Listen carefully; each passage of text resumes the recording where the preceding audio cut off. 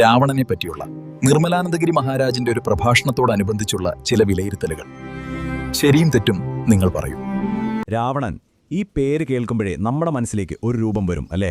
10 തല, ഭീകരമായ മുഖം, പിന്നെ സീതയെ തട്ടിക്കൊണ്ടുപോയ അഹങ്കാരിയായ ഒരു രാക്ഷസ രാജാവ്. പക്ഷേ നമ്മൾ ഈ കേട്ടറിഞ്ഞ കഥകൾക്കപ്പുറം ഈ വില്ലൻ എന്ന ഇമേജിന് പിന്നിൽ വേറൊരു മുഖം കൂടിയുണ്ടെങ്കിലോ? അധ്യാത്മരാമായണം പറയുന്ന രാവണന്റെ കഥയ്ക്ക് ചെറിയ ചില വ്യത്യാസങ്ങളുണ്ട്. അപ്പോൾ നമുക്ക് ആ കഥയുടെ ഉള്ളിലേക്കൊന്ന് ഇറങ്ങിച്ചെല്ലാം. അപ്പോൾ ശരിക്കും ആരായിരുന്നു ഈ രാവണൻ? വെറുമൊരു വില്ലൻ എന്ന ലേബലിനപ്പുറം പുരാണ ഗ്രന്ഥങ്ങൾ വരച്ചു കാട്ടുന്ന കുറച്ചുകൂടി കോംപ്ലക്സ് ആയ വ്യക്തി ആരായിരുന്നു? ഇന്ന് നമ്മൾ തിരയുന്നത് ആ ഉത്തരമാണ്, പ്രത്യേകിച്ചും അധ്യാത്മരാമായണത്തിന്റെ താളുകൾക്കുള്ളിൽ. ഓക്കെ, ഇതൊന്ന് നോക്കിക്കേ. ഇടതുവശത്ത് നമ്മൾ സിനിമയിലും സീരിയലിലുമൊക്കെ കണ്ടുപരിചയിച്ച രാവണൻ, കാമം കൊണ്ടും പവർ കൊണ്ടും കണ്ണു കാണാതായ ആള്. എന്നാൽ വലതുവശത്തോ അധ്യാത്മരാമായണം പറയുന്ന രാവണൻ, തൻ്റെ വിധി എന്താണെന്ന് കൃത്യമായി അറിയുന്ന ഒരു ഭക്തന്റെ മനസ്സുള്ള തികച്ചും വ്യത്യസ്തനായ ഒരാൾ. ഈ ഒരു മാറ്റം എങ്ങനെ, എവിടെയാണ് സംഭവിക്കുന്നതെന്ന് നമുക്ക് നോക്കാം. അധ്യാത്മരാമായണത്തിൽ രാവണന്റെ എൻട്രി എങ്ങനെയാണെന്നറിയോ? ഒരു യുദ്ധകൊതിയനായിട്ടോ ലോകം പിടിച്ചടക്കാൻ വരുന്ന രാജാവായിട്ടോ ഒന്നുമല്ല. പകരം ചോരയിൽ കുളിച്ച് അപമാനിതയായി കരഞ്ഞുകൊണ്ടുവരുന്ന സ്വന്തം പെങ്ങളുടെ സങ്കടം കേൾക്കുന്ന ഒരു ചേട്ടനായിട്ടാണ്. അപ്പോൾ ശൂർപ്പണഖ വന്ന് രാവണനോടെന്താ പറഞ്ഞത്? താൻ അതിസുന്ദരിയായ സീതയെ കണ്ടെന്നും അവൾ ജ്യേഷ്ഠന്, അതായത് രാവണന് ചേർന്ന ഭാര്യയാണെന്ന് തോന്നിയതുകൊണ്ട് സംസാരിക്കാൻ പോയതാണെന്നും അപ്പോൾ തന്നെ അവർ ക്രൂരമായി വിരൂപയാക്കിയെന്നും അവൾ പറഞ്ഞു.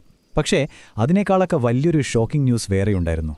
രാമൻ എന്ന ഒരൊറ്റൊരാൾ 14,000 വരുന്ന രാക്ഷസപ്പടയെ വെറും 1.5 മണിക്കൂർ കൊണ്ട് തവിടുപൊടിയാക്കി. സോ ശൂർപ്പണഖയുടേത് വെറുമൊരു പെങ്ങളുടെ സങ്കടം പറച്ചിലായിരുന്നില്ല, രാവണന്റെ മുന്നിലിട്ടൊരു ബോംബായിരുന്നു അത്. ഒന്ന് ആലോചിച്ചു നോക്കിക്കേ. ഇങ്ങനെയൊരു വാർത്ത കേട്ടാൽ ഏതൊരു രാജാവും എന്തു ചെയ്യും? ദേഷ്യം കൊണ്ട് വിറച്ച് പട പുറപ്പെടട്ടെ എന്ന് പറയും അല്ലേ? നമ്മളും അതുതന്നെയാവും പ്രതീക്ഷിക്കുക. പക്ഷേ ഇവിടെയാണ് കഥയുടെ ഗതി മാറുന്നത്. അതെ, രാവണന് ദേഷ്യം വന്നില്ല. നേരെ മറിച്ച് ശൂർപ്പണഖയുടെ ഈ വാക്കുകൾ കേട്ട് അയാൾ ഉള്ളിൽ സന്തോഷിക്കുകയാണുണ്ടായത്. ശരിക്കും സന്തോഷിച്ചു. കാരണം താൻ ഇത്രയും നാൾ കാത്തിരുന്ന ആ മൊമെന്റ് അത് വന്നെത്തിയെന്ന് രാവണന് മനസ്സിലായി. ഇതാണ് ആ വലിയ രഹസ്യം. രാമന്റെ ഈ അസാമാന്യ പവർ കണ്ടപ്പോൾ രാവണന് കത്തി. ഇത് വെറുമൊരു മനുഷ്യനല്ല, സാക്ഷാൽ മഹാവിഷ്ണു തന്നെയാണ് അവതരിച്ചിരിക്കുന്നത്. അപ്പോൾ ആ വിഷ്ണുവിൻ്റെ കൈകൊണ്ടു മരിക്കാൻ കഴിഞ്ഞാൽ തനിക്ക് നേരെ മോക്ഷമാണ്, വൈകുണ്ഠമാണ് കിട്ടാൻ പോകുന്നതെന്ന് രാവണൻ വിശ്വസിച്ചു. സത്യത്തിൽ എന്നെ കൊല്ലാൻ വേണ്ടിയാണല്ലോ ഭഗവാൻ ഈ ഭൂമിയിൽ വന്നിരിക്കുന്നത് എന്നോർത്ത് ആ രാത്രി മുഴുവൻ അയാൾ സന്തോഷിച്ചിരുന്നു എന്നാണ് പറയുന്നത്. അപ്പോൾ ഈയൊരു തിരിച്ചറിവിലാണ് രാവണൻ സീതയെ തട്ടിക്കൊണ്ടുപോകാൻ പ്ലാൻ ചെയ്യുന്നത്. പക്ഷേ ഇവിടെയും നമ്മൾ കേട്ടറിഞ്ഞ കഥയിൽ നിന്ന് വലിയ വ്യത്യാസങ്ങളുണ്ട്. നമ്മൾ നിർണായകമെന്ന് കരുതുന്ന പല കാര്യങ്ങളും അധ്യാത്മരാമായണത്തിൽ ഇല്ലെന്നതാണ് സത്യം. ഇവിടെയാണ് കഥയിലെ ഏറ്റവും വലിയ ട്വിസ്റ്റ് വരുന്നത്. രാവണൻ മാരീചനെ മാനാക്കി അയക്കുന്ന കാര്യമൊക്കെ പ്ലാൻ ചെയ്യുന്നതിന് മുൻപേ രാമന് കാര്യം പിടികിട്ടിയിരുന്നു.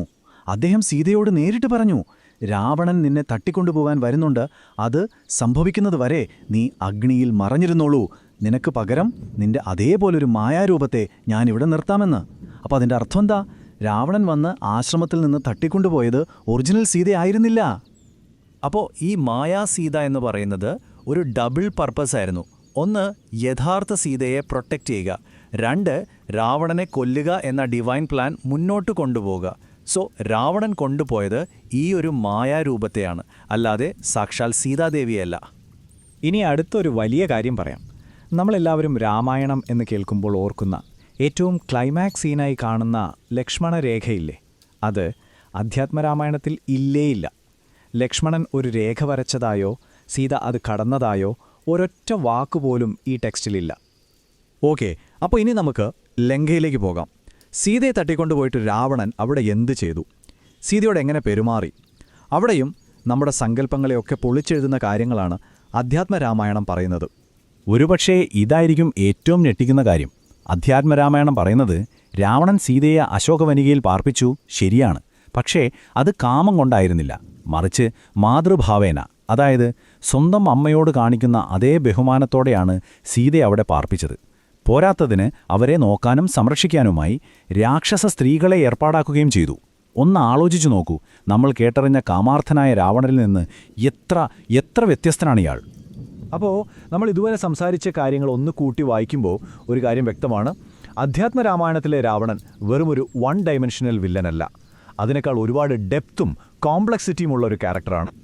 ദാ ഈ ടേബിളിലേക്കൊന്ന് നോക്കിയാൽ മതി, ആ വ്യത്യാസം കറക്റ്റായിട്ട് മനസ്സിലാകും. പോപ്പുലർ കഥയിലെ മോട്ടിവേഷൻ കാമവും അധികാരവുമാണ്, പക്ഷേ ഇവിടെയോ അത് മോക്ഷമാണ്. അവിടെ ലക്ഷ്മണരേഖ കടന്ന ഒറിജിനൽ സീതയെ തട്ടിക്കൊണ്ടുപോകുന്നു, ഇവിടെ ലക്ഷ്മണരേഖയെയില്ല, കൊണ്ടുപോകുന്നത് മായാസീതയെയും. സീതയോടുള്ള പെരുമാറ്റം അവിടെ ബലമായി ആഗ്രഹിക്കുന്നു, ഇവിടെ അമ്മയെപ്പോലെ ബഹുമാനിക്കുന്നു. പിന്നെ ഏറ്റവും പ്രധാനം രാമൻ ആരാണെന്നുള്ള അറിവ്. പോപ്പുലർ കഥയിൽ രാവണൻ അഹങ്കാരിയായ അജ്ഞാനാണ്, എന്നാൽ ഇവിടെയോ രാമൻ വിഷ്ണുവാണെന്ന് തുടക്കം മുതലേ അറിയാവുന്നയാളാണ്. അപ്പോൾ ഈ ഒരു വിശകലനം നമ്മളെ ഒരു വലിയ ചോദ്യത്തിന് മുന്നിലാണ് കൊണ്ടു നിർത്തുന്നത്. നമ്മുടെ പുരാണങ്ങളും ഇതിഹാസങ്ങളുമൊക്കെ ഇതുപോലെ കോംപ്ലക്സായ പല ഷേഡുകളുള്ള കഥാപാത്രങ്ങളെ തരുമ്പോൾ നമ്മൾ എന്തിനാണ് കാലം കഴിയുന്തോറും അവരെയൊക്കെ ഹീറോ, വില്ലൻ എന്ന ബ്ലാക്ക് ആൻഡ് വൈറ്റ് ലേബലുകളിൽ ഒതുക്കാൻ ശ്രമിക്കുന്നത്?